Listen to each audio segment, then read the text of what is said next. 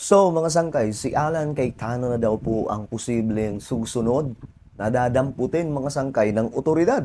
Aba, ano ba ang meron mga sangkay? Pag-usapan po natin.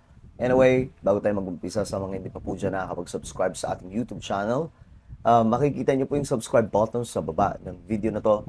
I-click nyo lamang po yung subscribe, i-click ang bell, at i-click nyo po yung all.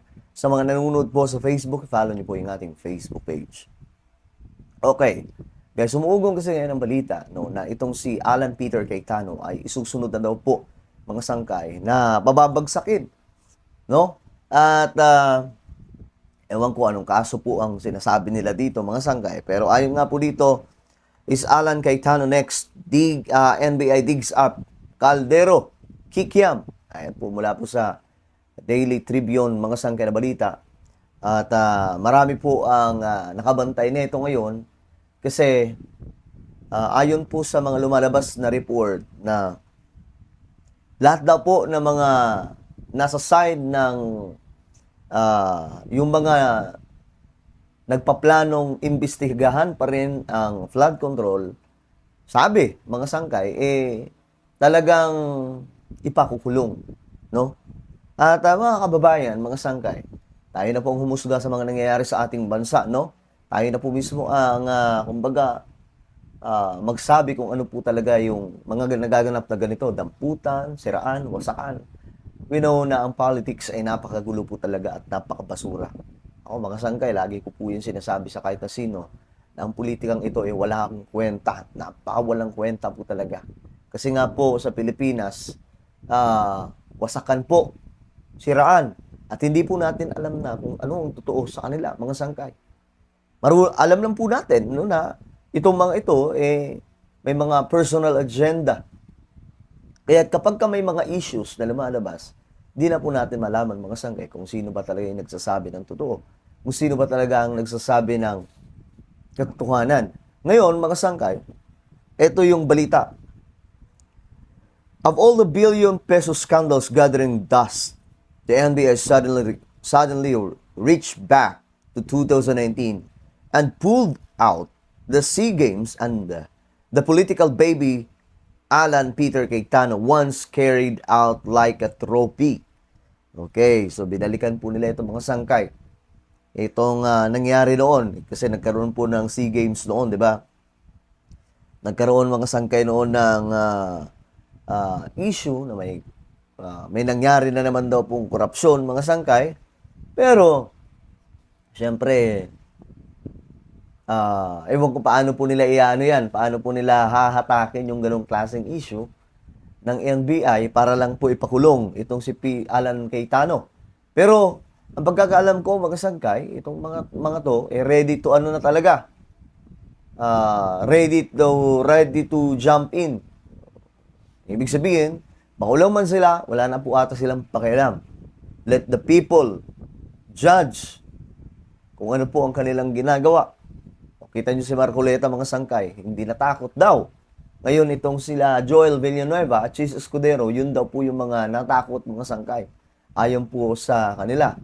At ito sila, like Cayetano, si Jingo Estrada, Marcoleta, Robin Padilla, itong mga ito, hindi po matatakot siguro yan mga sangkay na magpakulong. Lalo't plano na dito lang sa Pilipinas. Maliban po kay Senator Bato, kasi si Senator Bato, dadalhin po sa dahig. No? Sa dahig po yung bagsak niya. Kaya mga sangkay, medyo kinakabahan po yung tao. Isipin niyo naman, mga sangkay, doon na po siya. Tingnan niyo yung nangyari kay PRRD ngayon, di ba? Nandun po sa dahig. Wala pong magawa mga sangkay. No? Ngayon, ayan mo dito, the Bureau, ang NBI daw po, ayan, mga sangkay, oh. Nire-revive daw po ang issue na ito, mga sangkay. Has revived scrutiny over alleged irregularities involving the New Clark City Sports Complex. Alam niyo ito, mga sangkay? Itong New Clark City, na kung saan nandun po yung New Clark Sports Complex. Isa po itong advanced na syudad na dinedevelop and until now, mga sangkay, ay developing pa din. Nag-start po yan mga sangkay nung panahon ni dating Pangulong Rodrigo Duterte, kung saan nagkaroon po ng plano na gumawa ng isang advanced and modern city. At ang napili po ay ito po mga sangkay na tinatawag na po ngayon na New Clark City. And I don't know mga sangkay kung ano na po ang development. Before kasi, nung panahon ni PRRD, guys, matunog po yan. Kasi lagi po yan laman ng mga balita. Kasi ang mga laman ng balita nun mga sangkay, di ba? Yung mga project, mga malalaking proyekto, pinapagawa, mga build. Yun yung mga lumalabas noon. So part po yun, yung New Clark City, mga sangkay. Pero ngayon, hindi ko alam ano nangyari. Kung kamusta na po yan. Actually, sabi ko nga noon mga sangkay, naisip ko na mag-invest doon. Tayo ng sariling property doon. No? Para, siyempre, magiging modern city po yun. Magiging magandang syudad, no? Green city. Kung saan hindi po mausok. Kung saan yung lugar talagang ano siya sa nature. Kasi ano pa yun doon probinsya po talaga yun. No? Kaya nga lang, I don't know ano na po ang nangyari ngayon, mga sangkay. So, nirevive daw po ito. No? Billions in reportedly unliquidated funds, a claim 10 billion no-bid payment, the cauldron. The Kikiam naturally. Naalala niyo mga sangkay yung cauldron noon? I think ito po yun yung hinahawakan mga sangkay. Tapos mayroong sobrang mahal daw po nun yung mayroong apoy po ata yun. Or yung ginamit po nila yung mga sangkay doon po sa SEA Games. So isa po ito sa mga naging issue noon na sobrang mahal daw po. Ngayon, sabi dito mga sangkay sa report, sa mga komento, lagot ka, ang dami pa namang evidence, sabi ni Ching Villas.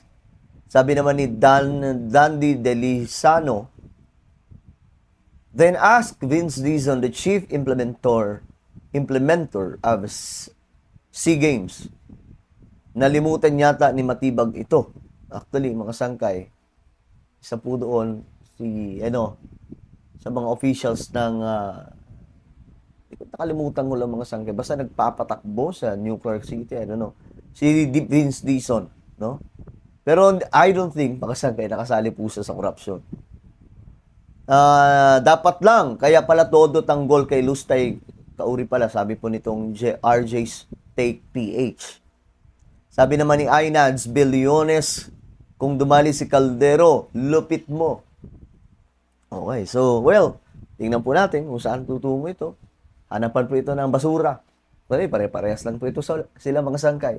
Kung talagang bukay-kayan lang ng mga basura, same lang. Wala po sa kanilang matino dyan. Alright, ano po ang inyong opinion? Comment down below. Huwag niyo pong kalimutan na i-subscribe ang ating YouTube channel. Mag-iingat pong lahat. God bless everyone.